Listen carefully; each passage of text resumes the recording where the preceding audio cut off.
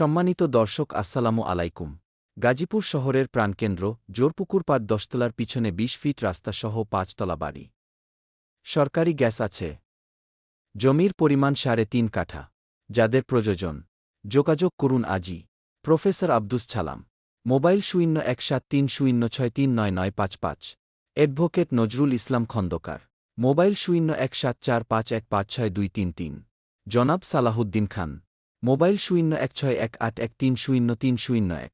ধন্যবাদ।